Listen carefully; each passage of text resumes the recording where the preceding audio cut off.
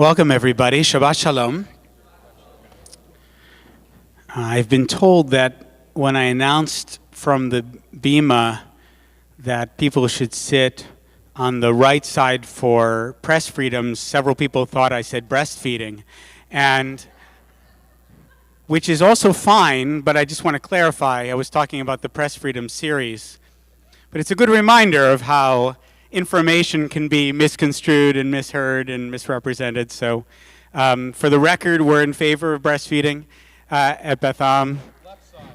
And I don't think it's a right-left issue, David. I think it's, can't we all get behind this issue?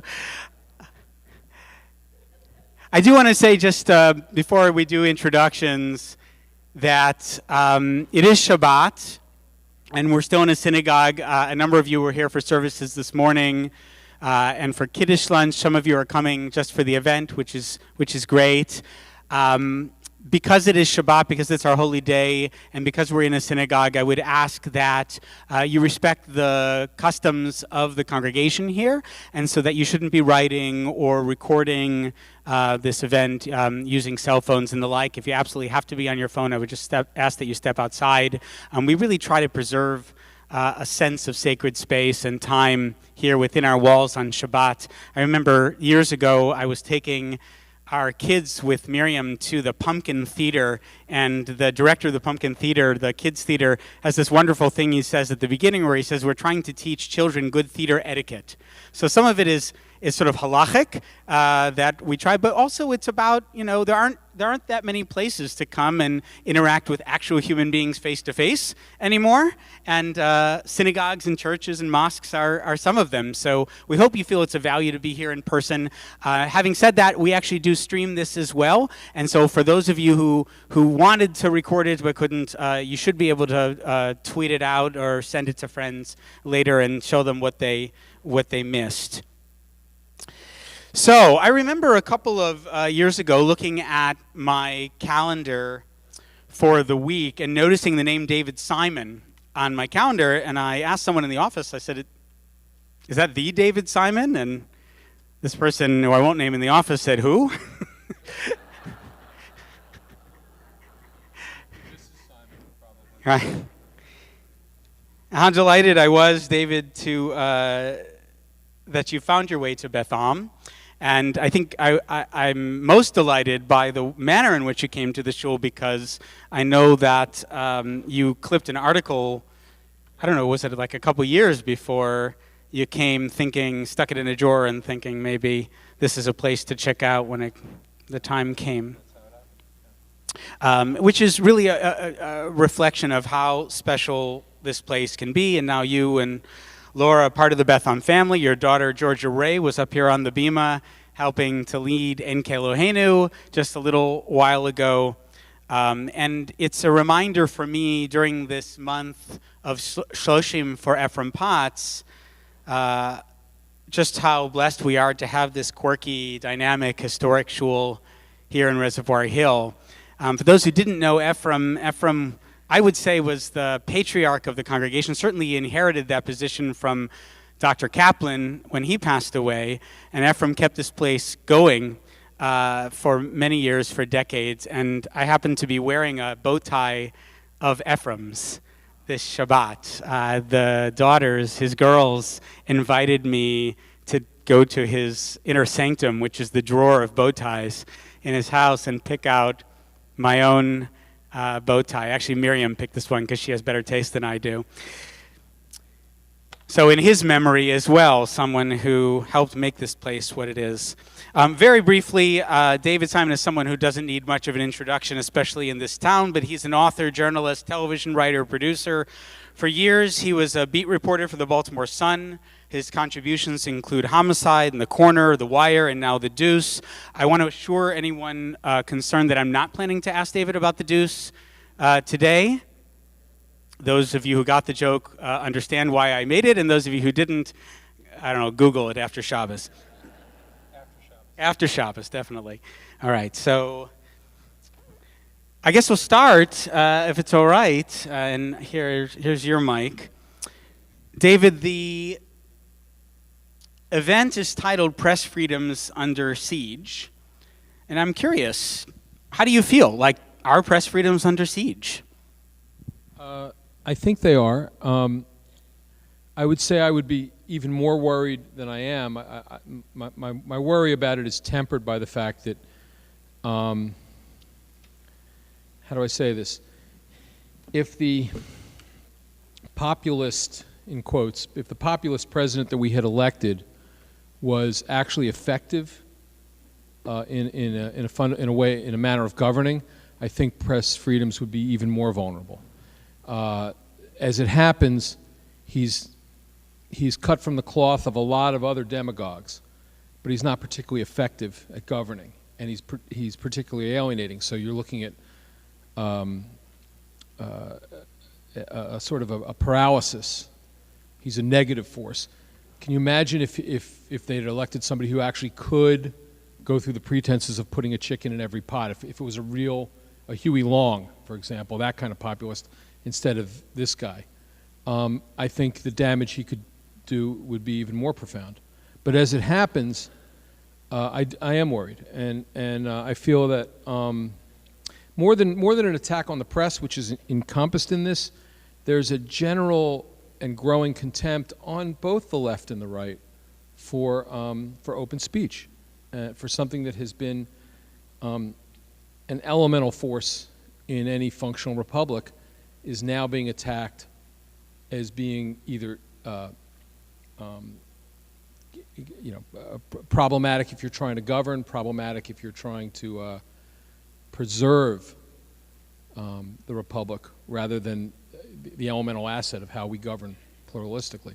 And that to me is even more depressing than the administration's assault on press freedoms. So staying with the administration for a moment, this is a president who speaks a lot of words, who tweets a lot of words. All of them at the fourth grade level. Right. And how much do those words matter? And when the duly elected president of the United States calls the press, and the mainstream press, right? It's clear he named the specific media outlets, and he calls them the enemy of the American people. How much does that matter? Should we be concerned about that, or is that just words? It's really provocative words, because that's, if you look at any loss of Republican, I'm speaking lowercase r, Republican values, democratic values even. If you look at societies where that has failed, the first assault is on open speech, and it's on those who practice open speech, and it's on the means of dissent. And once you knock that down, then other things become much more possible. And so to declare that openly, and to try to rally his base around the idea that structured information and structured political critique of the government is somehow adversarial to us governing ourselves is really dangerous. And he went there very quickly. I don't think he's under any illusion about who is most likely to hold him and his administration to account. I mean, neither of us is a lawyer, but you obviously have a history in journalism, and can you think of any? I worked very hard my whole life not to be a lawyer. Right, me too. That's why I went to rabbinical school. I maneuvered, Can you think of, though, any time in American history where, obviously there's always been an adversarial relationship between politicians and the press. In some ways it's designed that way, but can you think of any time when a president would be, so antagonistic toward the press, or has been so antagonistic toward everything? Okay, Malka? Hold the microphone closer to your mouth. Okay, Sorry. great. Okay. Yeah, no, I think it's on. I think you just have to hold it closer. Yeah. So any time in history where is this new territory that we're in here? I don't know. History's a long time, and I remember Nixon. I remember the crisis in the crisis of Watergate, and I remember the adversarial stance of of that administration to the press from a very early point. I mean, I think the most comical rendition of it was Spiro Agnew and his critique of the nattering nabobs of negativism. You know, that was his use of alliteration got him a lot of attention early on. The problem with comparing Nixon to right now is Nixon actually never got to the point of saying they're the enemies of the state. That's a profound statement. I mean, he was basically critiquing press performance, and I think that's probably endemic to every administration to say they're doing a lousy job of covering me. But to say that their job is in fact structured so that it's an enemy, it's antagonistic to governing. That's an overt statement that most administrations and certainly most presidents have tried to avoid. And he went right to it. This fellow went right to it. I mean, have there been other points at which the means of dissent have been challenged brutally by the government? Yes. I mean, during World War I, they jailed Debs and the Alien Sedition Acts and the crackdown after the anarchist bombings in 1819. I mean, there are points at which the government has overreacted to a perceived threat, and they've put a clamp on open speech. That has happened. But to hear a president basically say, these are the enemies of us, we're trying to, of America, that's profound. That's almost singular to my reading of. I'm not a historian, but. What about these media outlets? It's not a new thing, obviously, to have more fringe outlets that are reporting what those who appreciate mainstream journalism, would not call news. But to have the ear of the president and to have him repurposing information from sites like Breitbart or InfoWars, Newsmax, how much should that concern us? What does that mean? That concerns me greatly. I mean, what you have now, look, when I went to journalism school, they taught us that we were the gatekeepers, that the flow of information and accurate information depended on our analysis of whether the information was legitimate, whether it was sourced, whether it was accurate. That doesn't mean we didn't make mistakes all the time. The mistakes were inherent in the fact that you're writing this first draft of what is known on a 24-hour news cycle. So stuff's going to be wrong, and then you're going to correct it 2 days later or even a year later. But you're trying on some, using basic fact-checking techniques and countersourcing and all the stuff they taught you how to do, so you didn't embarrass yourself routinely. Let me say it this way. Some of the moments in journalism I was most proud of involved standing in the newsroom, arguing with people, and deciding that the story was not fully sourced, that it shouldn't go in the paper. Something was wrong, there was a hole in it, we didn't have it yet, we weren't sure.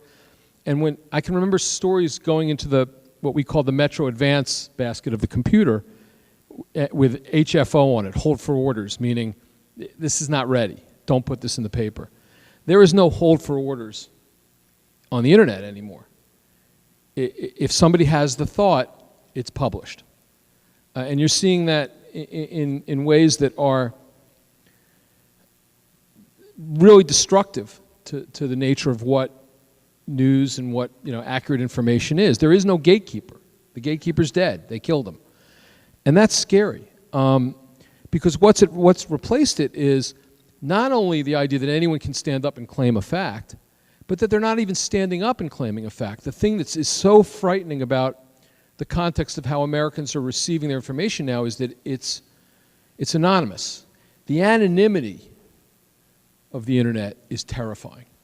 The fact that there's no accountability. We don't know if what we're reading is from a bot or from a Russian provocateur or from somebody who is aligned with a political party. One of the things I was taught years ago when I went into journalism was, that thing that says "by" at the top of the story, by David Simon, by Laura Lippman, by whoever. you think it's like, hey, I wrote all this, I reported it, this is my story, I'm taking credit. You're not taking credit, you're taking responsibility. It's like, I'm putting my name on it because I think it's accurate.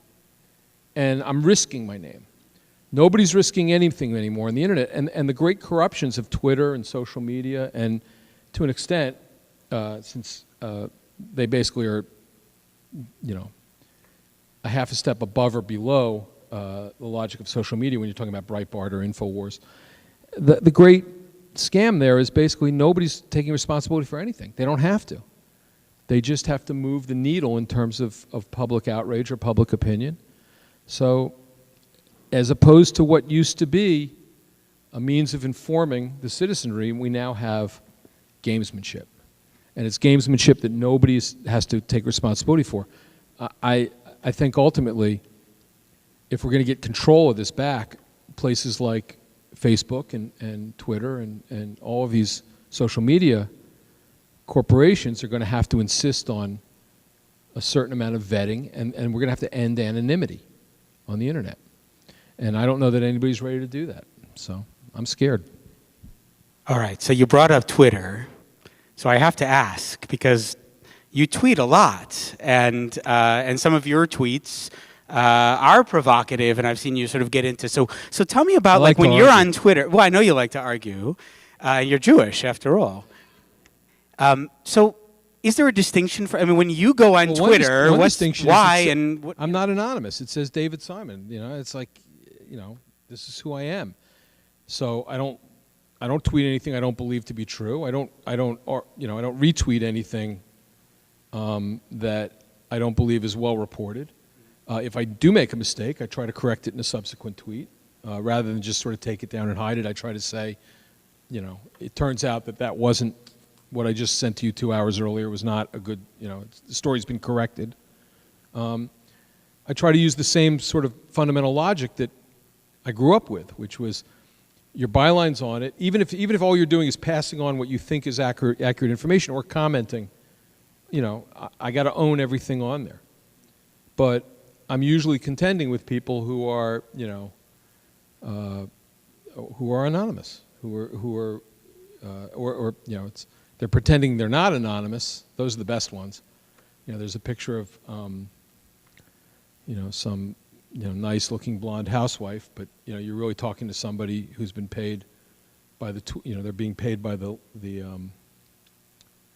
tweet, and they're living in some place in Kiev or Macedonia, and that is, there's just a new game going on. So, I mean, at this point, I've probably blocked. It's just, you find yourself, like, life is short. I'm interested in having a discussion with anyone who actually knows about this. But you, Mr. James 047962, with 30 followers, having joined in May of 2016, you are not a living human being. And you're basically trying to sway the public discourse without investing any humanity yourself. So if I hear you right, what you're saying is that you feel that your task there is to kind of confront falsehoods when you see them, or to say things. That sounds too ennobled. Yeah, well, this is what I'm trying to understand. I think I'm probably going to quit Twitter at some point, but like, the things that I'm interested in, and when I find somebody who can argue about it in detail, it usually makes my arguments either better or some of them fall away, and I change my mind about certain things. You can always get me interested in, for example, Baltimore City crime, because I covered it. So I'll find myself in a discussion with Baltimore police officers, people I know who are Baltimore police officers or prosecutors or defense attorneys, and that's interesting to me. And we'll argue, and in a way I'm sharpening my own ideas for other venues. Or, working on the Deuce without bringing up the totality of what the Deuce is about. It's about sexual commodification and all. So sometimes I find myself, very recently I found myself in a very interesting debate with a sex worker who was very informed politically about her own status in society and had a lot of interesting things to say. And that's an opportunity. That's where Twitter's great. That to me is like, well, okay, I'll stand and debate this with you all day because I'm learning something, even as I'm arguing what I believe is actually changing subtly, or it's growing. But some of it is, hey, life is short, die of boils, you're blocked. Well, I'm not sure if the rabbis would comment on the particular content of that discussion, but actually they probably would. But look, there is this concept of machloket l'shem shamayim, that there's sort of argumentation that's meant to hone your views and crystallize, Talmud? And that's the Talmud, Right. Absolutely. So I think there's a real case to be made. So let me ask you this, because you're no longer a working journalist. How do you feel about reporters for The Sun or for the New York Times? Like, if you were still working for the Sun paper, would you be tweeting the way you do? Or is there a different, like, is it your capacity as entertainer or producer or writer, but not a journalist? My voice and tone on Twitter are not that of a journalist. Absolutely not. I'm basically just making argument as, as just a voice. I actually think the New York Times actually just restructured how their reporters use Twitter, and tried to. They're trying not to get the tone of the tweets out in advance of what the news report is, and I think they're absolutely right. I think I've actually seen it in Baltimore where I thought, I know that's what you believe, and I even may believe it with you on the part of some of the Sun reporters, but your news report hasn't gone that far yet. You haven't been able to deliver that.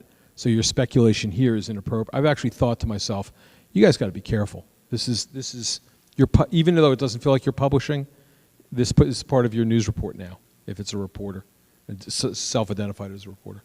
So let's talk a little more about journalism and the evolution of journalism over the past few decades. I mean, you were working as a reporter in the 80s and 90s at a time when newspapers were in a pretty different place, and you watched them change. Yeah, so tell me about that. Tell us about that. Like, how has it changed, and to what extent do you feel the media has been, if there's been an erosion of journalistic integrity over time? I don't want to put words in your mouth, but to what extent are these outlets complicit or not? We've already talked about the president and his role. We've talked about, we haven't talked about, but the press secretary of the White House. But where's the media in this whole mix? It's weaker, and I can speak specifically to newspapers because that was my part of the industry. There are other people that would critique television perhaps better than I would, but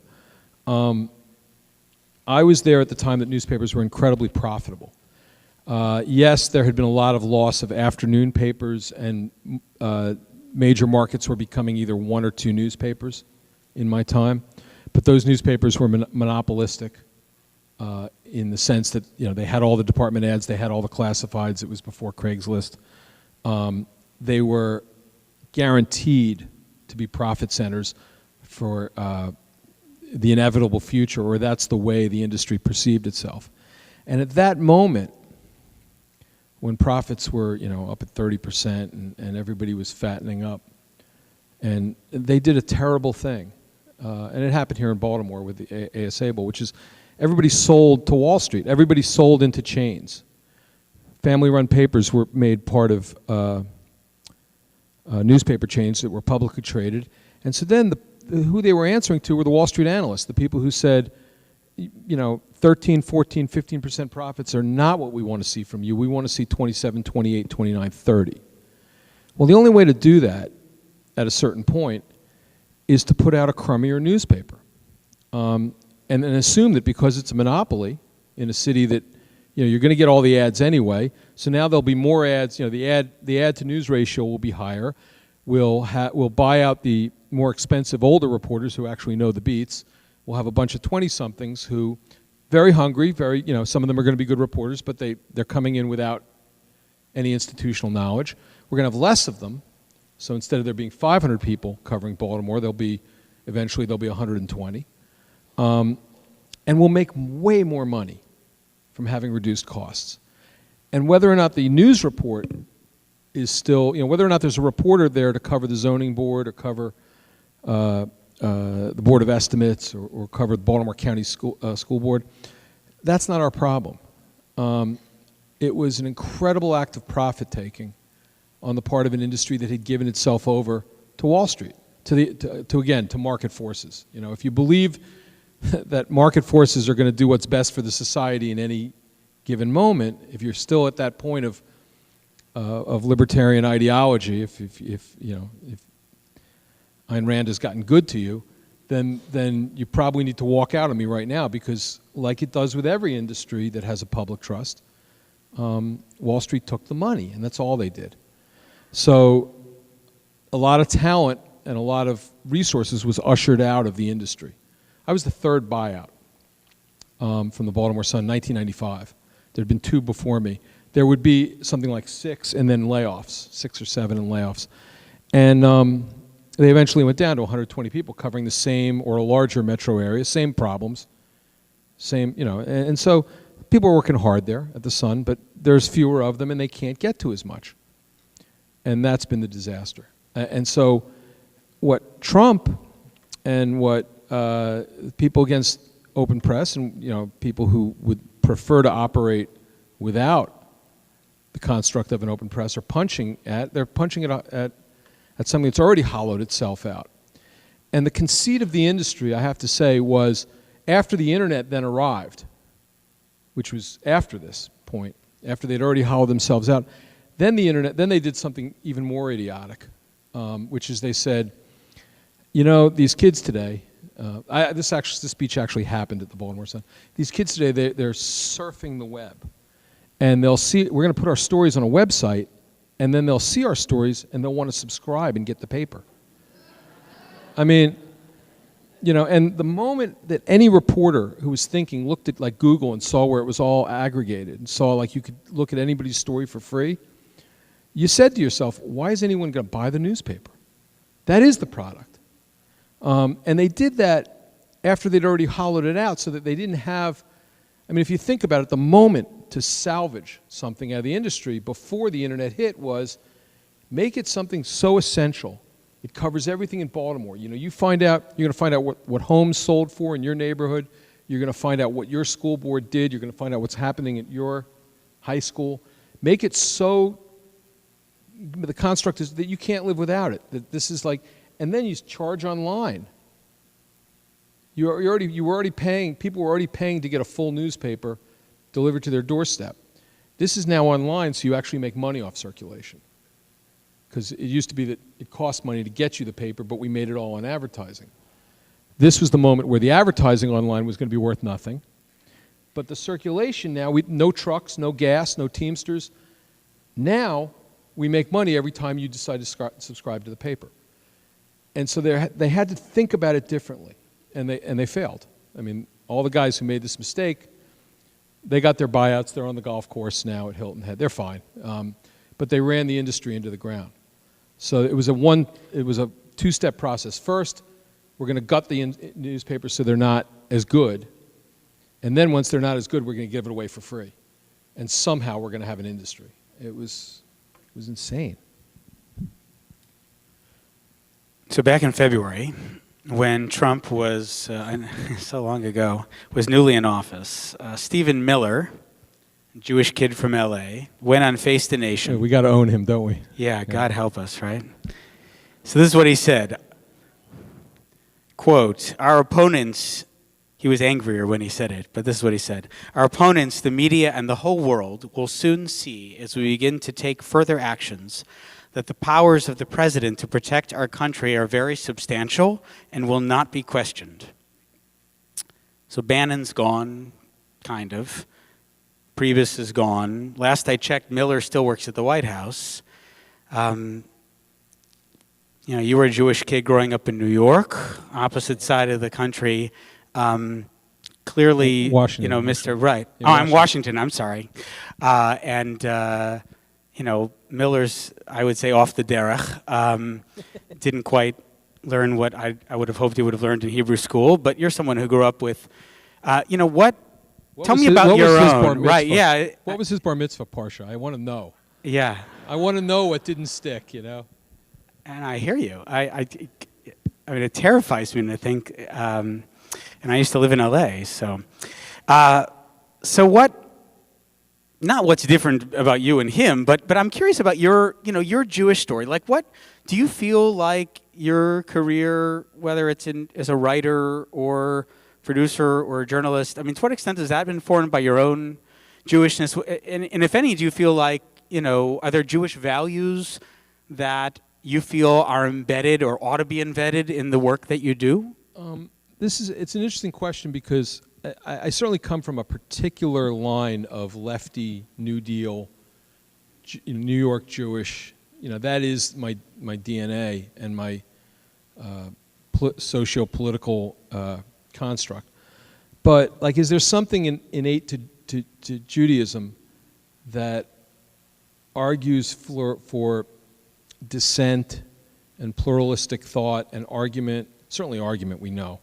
But and I would have to say yes and no. I mean, I think in a modern sense, yes, but I don't think we should pat ourselves in the back. If you go back far enough to moments in history where Jews are in the majority and have a society of their own, and I think this, I'm starting to, I will not launch into a critique of modern Israel and what's going on in the Mideast right now, but I think you can think of it in those terms, because if you go back far enough, go back to the point at which, to the Greek conquest of the Levant, the Jews were not, I mean, the story that we were always told, of course, until you reach Max Demont or somebody historically accurate, it's like they won't let you practice your religion. They're messing up the temple. They're bad guys.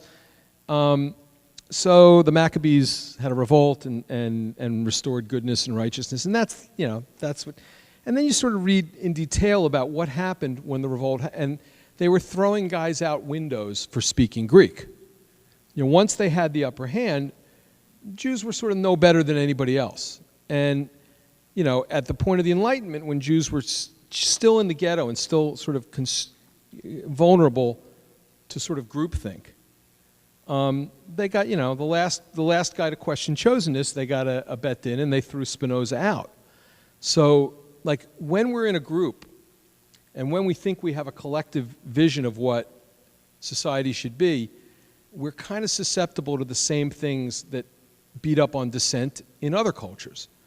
However, in the modern world, and certainly after the vulnerabilities of the Holocaust, but in America, we are a distinct minority, an influential minority, but nonetheless, we have that sensibility of when somebody's getting beat up because they're different, the next guy is going to be a Jew. We have that vibe. So that lends itself to a lot of tolerance for the idea of dissent and of pluralism. And, in my family, that was the tradition. The tradition was we argue on Friday nights, Kiddush, Motzi, argument. And you made your bones in the family by being able to argue either side. It wasn't necessarily whether or not anybody believed in the side you were. Like sometimes, we're all lefties. Sometimes somebody had to take the middle or the right just to make an interesting dinner. And that was how you got attention and validation in my family, was to argue anything.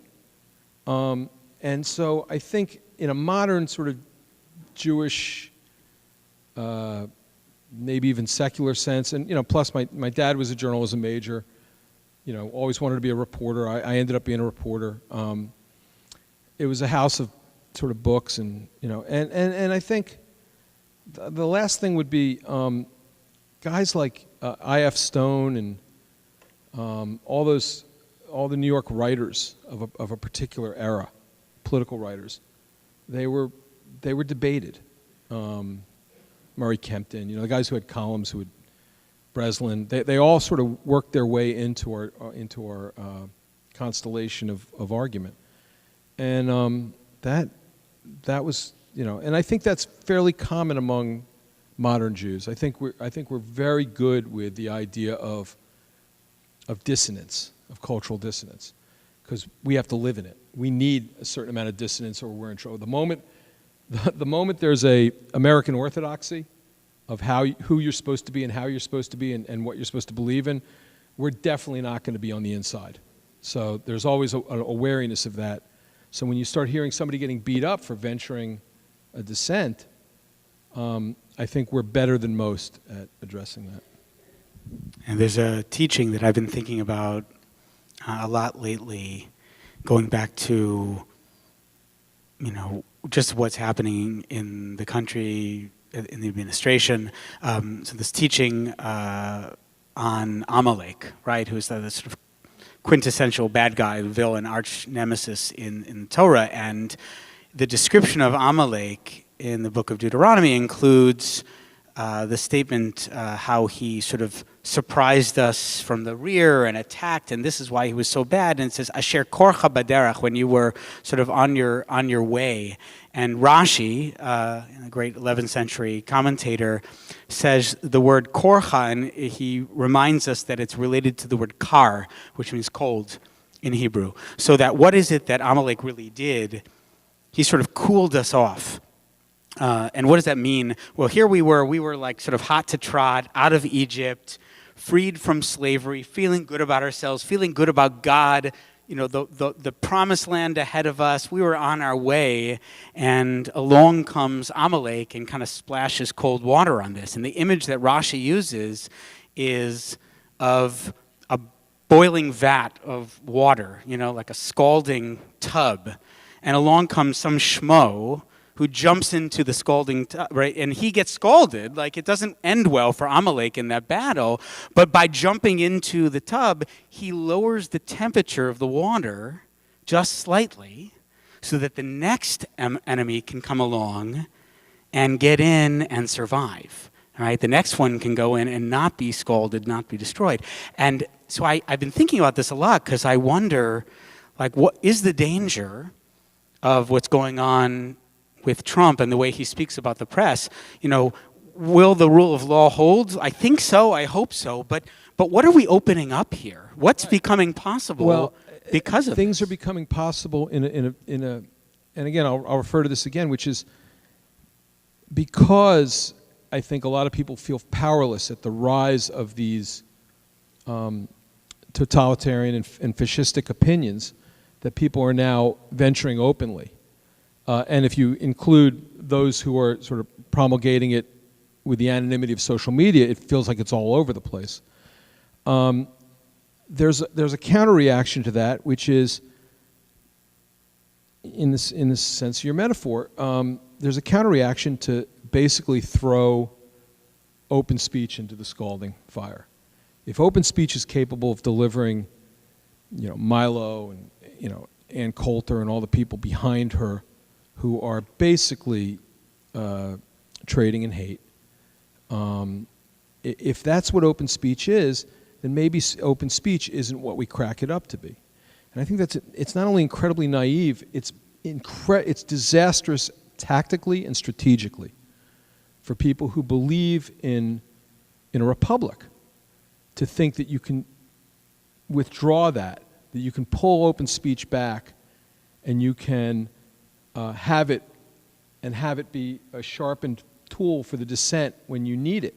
You got to remember, dissent is never in American history or in anyone's history. It's never by people who are in the majority. Never dissents. When King crosses the Selma Bridge, America's against him. When Tet happens, and in the immediate aftermath, America is still supporting the Vietnam War by a significant majority. The idea that we're all going to be smart about when to dissent and when not to dissent, or that when dissent makes its first appearance, it's going to be popular because it's the right dissent, is incredibly naive.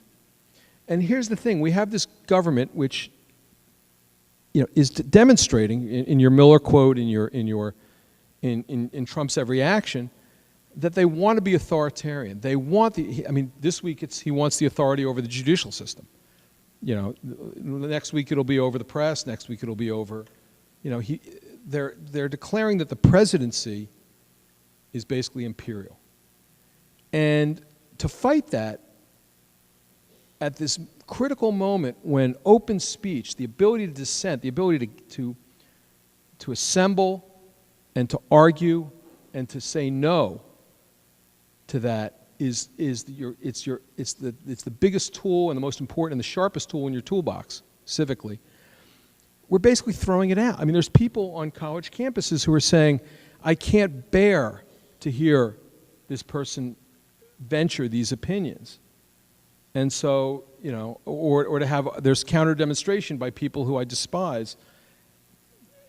No argument as to their despicability, despicableness, I don't know. But yeah. I'm not going to correct a writer. Writer backed himself into a corner there. But no argument about that. But listen, the greatest victory over Nazism in terms of the public discourse in my lifetime was Skokie. They marched in Chicago. The Nazis marched. They were humiliated. Like it wasn't that you stopped the march. It wasn't that you know, this will not be, we can't possibly hear from American Nazis.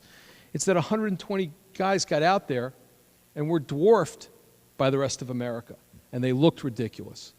And it wasn't about punching them, and it wasn't about, you know, are there things that shouldn't happen, you know, in a place like, you know, if we're thinking about Charlottesville right now, yes.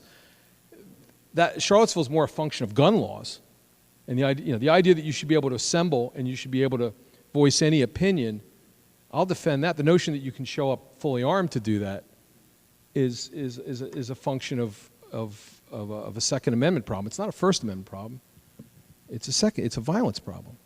But the idea that you're going to sort of shut it down here and then have that tool later, understand the authoritarians in our culture are taking notes on every time that the left shuts down open speech, because you're basically saying to them, it's permissible to shut it down when you don't like it. And that's something you're conceding, the very things that made it possible to have a civil rights movement, to have an anti-war movement, to dissent. And the fact that it's happening at college campuses and that there's a generational shift, that, you know, people under 25, everything I'm saying to you now has no appeal. What has an appeal is punch a Nazi. Punch a Nazi. So I listen to this and I think, yeah, you know, it feels good when the punch lands, but, you know, you're basically taking away and devaluing the one tool that you're going to need as this government grows more authoritarian. And that's the ability to dissent from what the government's going to do. And that's, to hit the point harder in an anecdote, remember that, like it's Selma, you know, to go back to that analogy, there was a judge in Alabama that said, you can't cross the bridge, you can't march to Montgomery, because your speech in your assembly is too dangerous, and the people of Alabama don't want it, the majority of them don't want it, which they didn't, and if you do it, there could be violence. There's the propensity for violence. That's the same arguments are being made at Berkeley by the left. You know, if you let Milo hear, we're going to have violence. Okay. The point is that a federal judge stepped in and said, no, there's something called the First Amendment. They have a right to assemble. They have a right to march on the Capitol. And we got to figure out a way to protect them, even though they are in the minority crossing that bridge and challenging the state of Alabama. And he overruled the state judge and lifted the injunction. Think about it. I mean, when you need it, it has to be there and you can't deny it to somebody else and then demand it for yourself. It just won't work. So let me ask you one more question, then I want to open it up to those who are here to ask some questions, if that's all right with you. David, you've helped resuscitate the art form of television. I know I really feel that way, and I know there are many others who feel that way. In this sanctuary, I'm going to say it. He just called television an art form. I'm going to admit right here. I'm going to go on record. I'm a fan of The Wire. And I know in this town that's even a controversial statement to make. But I don't know if I ever told you that when I came here, the president of my shul in Chicago gave me as a parting gift a box set of The Wire. And you came anyway. Which I didn't watch it for 6 months until after I was here. But I really feel like you have helped, along with others in the industry, and unlike a lot of others in the industry, right? You've helped make television sort of honest and incisive and insightful, provocative, constructive again. I'm wondering, just thinking about your history in journalism, you've raised some legitimate concerns about the industry, about choices that were made to make more money, that things that were imposed on them, like the internet, and then maybe the wrong decisions were made. Do you have advice for your former colleagues about what ought to be done now? How do you resuscitate? Because hopefully we'd agree having a robust free press is important. So what do we do now? Well, the two national papers have, in fact, I think, turned the first corner. I think we're at the end of the beginning here of this revolution that attacked the revenue stream in journalism. The Washington Post and New York Times have gone, their websites, I'm sure, if any of you don't subscribe to either, and you get 2 weeks in and all of a sudden it won't let you see the story, they've gone to pay sites, and rightly so. You used to pay for journalism when it landed on your doorstep. Yes, I know that you really weren't paying for the Metro section, you were paying for sports and classified and the comics, and I understand it was subsidized by other interests, but we need those things. We actually need the Metro section, we need the news columns. Collectively, if you're not paying your local newspaper, the Baltimore Sun, right now, for news, then it's sort of civically, it's a little bit, it's a shanda. We should all be paying so that I hate it that it goes to Chicago, I hate how mismanaged the paper is, but absent the Baltimore Sun, it's going to get worse. And to the extent they can reestablish the revenue stream, maybe they'll start being a better newspaper. We should also, you should be subscribing to one of the two national papers because they actually are a bulwark. And there are other places that are also doing great journalism that are, Mother Jones, ProPublica. To the extent that you're acquiring journalism, it's not even as expensive as when it landed on your doorstep. It used to be $17.95, $21.95 a month. Most of these things are less than that. And they're basically saying, can journalism still be a profession where people can commit to this for their lives and, be able to pay their mortgage and send their kids to school? And, can you make a career of this? Or is it just something you do for 5 years after college until you're tired of being poor? Because that's, they just closed Gothamist and LS, he just closed it basically because they unionized. They were like, I'm sorry, we were going to get together and ask for a living wage. No, sorry. I'll just close this website down. Maybe I'll start another one in a year. That just happened this week. This is the TD Ameritrade. Yeah, the guy from Ameritrade who has $2 billion. He needs more yachts to water ski behind. His reporters need to shut up and disassemble. So at a certain point, it's incumbent on us to support the idea of being informed. And being informed by a neutral part, not being informed by the internet, which is corrupted by anonymity, but being informed by somebody who's actually performing the role of a gatekeeper. And if we don't do that, then there's no product. They teach you, I think the first year of business school, if you can't sell it to people, you don't have a product. If people won't buy it, it's not a product. And effectively, that existential moment is on journalism right now. So that's for us.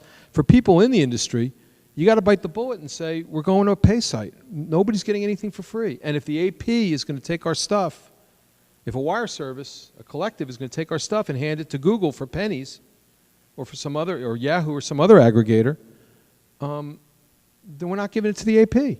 Then that, we have to break that bond.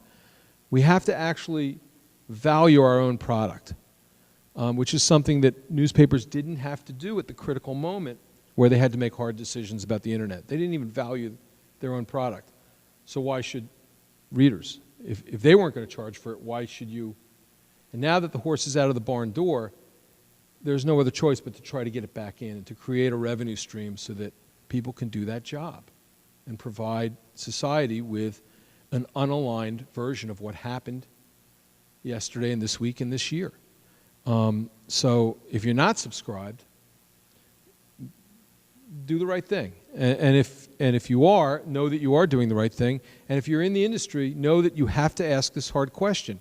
And if people won't subscribe to you because you've eviscerated so many beats and because you're not delivering a comprehensive news report and you're not doing a good enough job, then that's a verdict. Then maybe, maybe ushering all those people out the door, maybe that has to be reversed.